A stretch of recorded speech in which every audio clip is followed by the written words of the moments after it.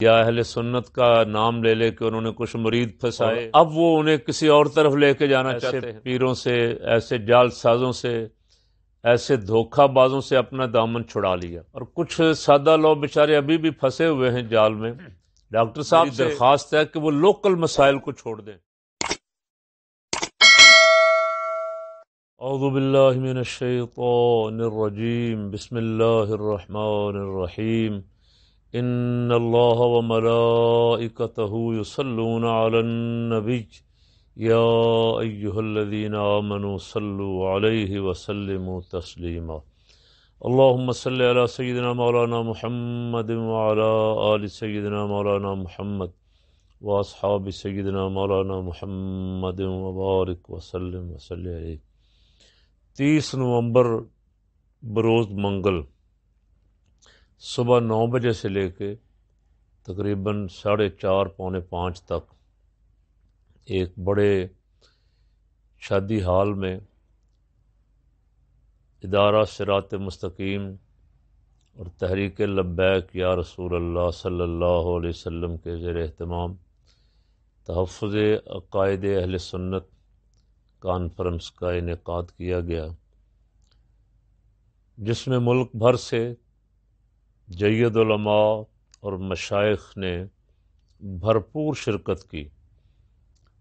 اب میں بھی اپنے ساتھیوں کے ساتھ حضرت مولانا حافظ نصیر احمد نورانی، صدر جمعیت علماء پاکستان وسطی پنجاب، جناب قبلہ مفتی تصدق حسین رضوی دامت برکاتہم العالیہ، مرکزی سیکرٹری دینی امور جمعیت علماء پاکستان، اور جناب رشید احمد رضوی جمعیت علماء پاکستان کے مرکزی سیکرٹری اطلاعات کے ساتھ اس کانفرنس میں حاضر تھا۔ بہت سارے جمعیت علماء پاکستان کے حضرات بھی مختلف اضلاع سے، مختلف صوبوں سے تشریف لائے ہوئے تھے۔ مولانا بشیر القادری صاحب کراچی سے، سید فضل قدیر صاحب سوات سے، کشمیر سے، ملتان سے، مختلف اضلاع سے، راولپنڈی سے، گجر خان سے حضرات تشریف فرما تھے۔ شیخ، بہت سارے شیوخ الحدیث اور مفتی صاحبان، بہت سارے آستانوں کے سجادہ نشین۔ میں نے کہا تو تھا، ایک دوست کو ڈیوٹی لگائی تھی کہ ان تمام علماء کی فہرست مجھے مکمل بھیج دیں، لیکن وہ جو فہرست آئی ہے وہ نامکمل ہے، اس میں اس لیے میں ان حضرات کے نام نہیں لے رہا کہ بہت سارے نام پھر مس ہو جائیں گے اور کچھ آ جائیں گے، کچھ کا ذکر رہ جائے گا، تو پھر کسی وقت انشاءاللہ اگر وہ فہرست انہوں نے مکمل کر کے مجھے بھجوائی تو انشاءاللہ پھر اس کا ذکر کروں گا۔ کانفرنس تحفظ عقائد اہل سنت اپنے نام سے ہی ظاہر ہے کہ اس وقت اہل سنت کے عقیدے پہ جو ڈاکہ زنی ہو رہی ہے، اور وہ کو بیگانے نہیں اپنے کر رہے۔ اب بیگانہ مخالف تو پہچانا جاتا ہے نا فوراً، دشمن کا تو پتہ ہوتا ہے، بندہ اپنی احتیاط کرتا ہے اس سے بچنے کے لیے، لیکن جو دوست بن کے دشمنی کرے، دشمن کے دوست کے بھیس میں دشمن ہو، اسے پہچاننا بہت مشکل ہے۔ اور قرآن پاک میں ان کے لیے جو اصطلاح استعمال فرمائی منافقین کی، وَإِذَا لَقُوا الَّذِينَ آمَنُوا قَالُوا آمَنَّا وَإِذَا خَلَوْا إِلَىٰ شَيَاطِينِهِمْ قَالُوا إِنَّا مَعَكُمْ إِنَّمَا نَحْنُ مُسْتَهْزِئُونَ۔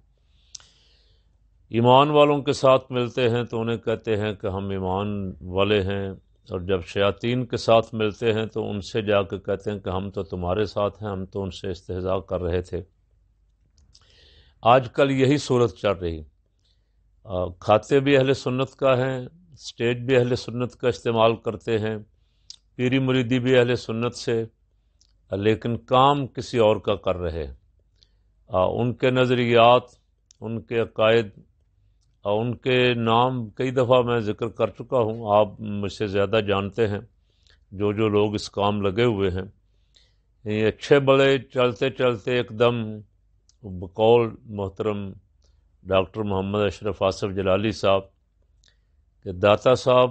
رحمۃ اللہ علیہ کے نام پہ سواریاں بٹھا کے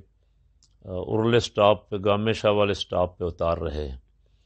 بہت سارے افراد ہیں، ان کو آپ پہچانتے ہیں۔ ڈاکٹر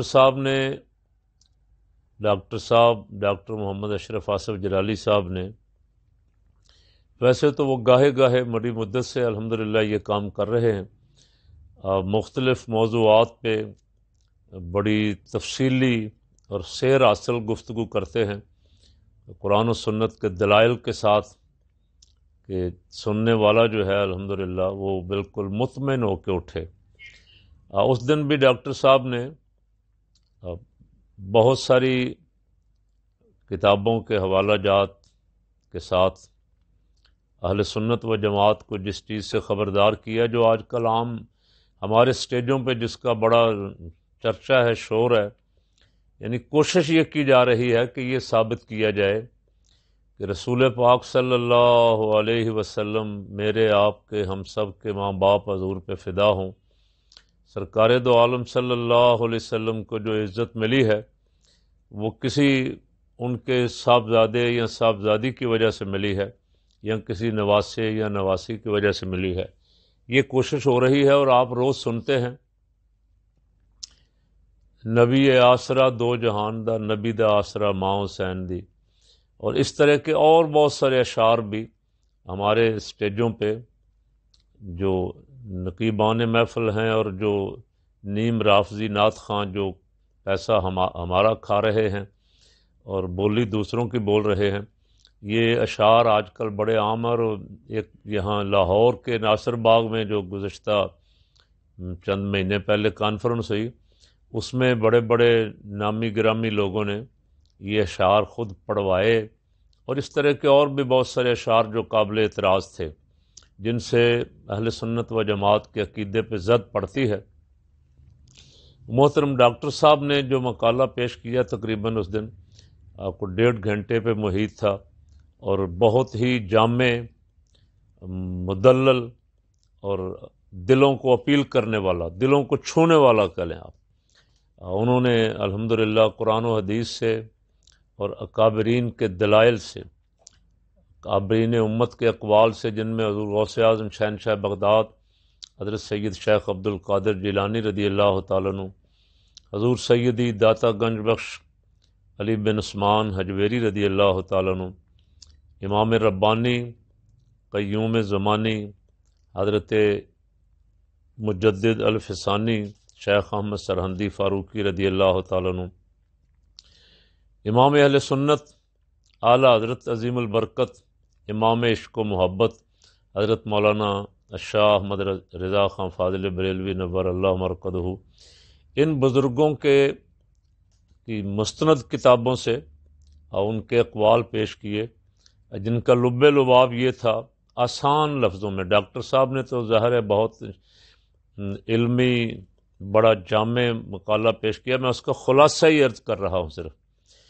کہ کائنات میں جس کو بھی عزت ملی ہے، کوئی بلند مرتبہ ملا ہے، کوئی مقام ملا ہے، اللہ کا قرب ملا ہے، سب کو رسول پاک صلی اللہ علیہ وسلم کے واسطے اور وسیلے سے ملا۔ حضور کے بغیر دنیا میں اس کائنات میں کسی کو کوئی نعمت نہیں ملی، اس میں انبیاء اور رسل بھی شامل ہیں، صحابہ کرام رضوان اللہ علیہم اجمعین بھی، اور سرکار دو عالم صلی اللہ علیہ وسلم کے اہل بیت اطہار رضوان اللہ علیہم اجمعین بھی۔ اگر کوئی شخص اس کے برعکس عقیدہ رکھے کہ کسی اہل بیت اطہار کے کسی فرد کی وجہ سے حضور کو عزت ملی ہے، یا یہ ڈاکٹر صاحب کا جو لب لباب تھا کہ کوئی صدیق اکبر رضی اللہ تعالیٰ عنہ، فاروق اعظم عثمان غنی علی المرتضیٰ رضی اللہ تعالیٰ عنہ سے محبت کا دعویٰ کرے، اور رسول پاک صلی اللہ علیہ وسلم کو اس سے نکال باہر کرے اور کہے کہ میں صرف صدیق اکبر کے ذاتی اوصاف کی وجہ سے، ان کے خاندان کی وجہ سے، ان کے قبیلے کی وجہ سے ان سے محبت کرتا ہوں، تو انہوں نے ارشاد فرمایا کہ یہ محبت جو ہے یہ مطلوب نہیں ہے شریعت کو۔ شریعت کو محبت وہ مطلوب ہے رسول پاک صلی اللہ علیہ وسلم کے واسطے سے ملے جس کو، اور اس سے مانا جائے اسے حضور کے واسطے سے ملا ہے جو ملا ہے۔ تو یہاں بڑی باریک سی باتیں ہیں جن میں گڑبڑ کرنے کی کوشش ہو رہی ہے، اور 5-7 نام نہاد وہ لوگ جو جماعت اہل سنت کے عہدوں پہ فائز رہے یا ہیں، یا اہل سنت کا نام لے لے کہ انہوں نے کچھ مرید پھنسائے، کچھ سادہ لو سنی قابو کیے، اور اب وہ انہیں کسی اور طرف لے کے جانا چاہتے ہیں۔ ایک تو اللہ کا شکر الحمدللہ ان میں سے بہت سارے لوگوں کی آنکھیں کھل گئیں، اور انہوں نے ایسے پیروں سے، ایسے جال سازوں سے، ایسے دھوکہ بازوں سے اپنا دامن چھڑا لیا، اور بیت سے ہی الگ ہو گئے، استادی شاگردی بھی چھوڑ دی۔ اور کچھ سادہ لوگ بیچارے ابھی بھی پھنسے ہوئے ہیں جال میں، وہ ہیں رسول پاک صلی اللہ علیہ وسلم کے سچے غلام، لیکن انہیں ورگلانے کی، انہیں دھوکہ دینے کی، ان کے ساتھ جال سازی کرنے کی کوشش ہو رہی ہے۔ یہ کنونشن جو تھا تحفظ عقائد اہل سنت، یہ در حقیقت انہی عاشقان رسول کو، ان غلامان مصطفیٰ صلی اللہ علیہ وسلم کو بیدار کرنے کے لیے تھا کہ ہماری محبتوں کا محور اور مرکز ذات مصطفیٰ صلی اللہ علیہ وسلم ہے، جسے ادھر ادھر کرنے کی کوشش ہو رہی ہے اس سے اپنی آنکھیں کھولیں، ایسے لوگوں سے بچیں، اپنا دامن بچائیں ایسے لوگوں سے، خواہ وہ کتنا بڑا کوئی ہو، کتنا بڑا کو گدی نشین ہو، کتنا بڑا کو نامی گرامی خطیب ہو، جو مرضی ہو،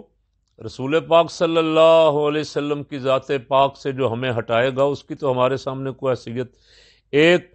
ذرے کے برابر بھی نہیں ہونی چاہیے۔ جو رسول پاک صلی اللہ علیہ وسلم کے در اقدس پہ ہمیں انگلی پکڑ کے، ہاتھ پکڑ کے لے جائے، پیر وہ ہے، عالم ربانی وہ ہے، اب وہ ہمارا رہنما ہے، وہ ہمارا پیشوا ہے جو ہمیں اس رستے پہ لے جائے، نہ یہ کہ یہاں سے اٹھا کے کسی اور طرف لے جائے۔ اس لیے کہ ہم نے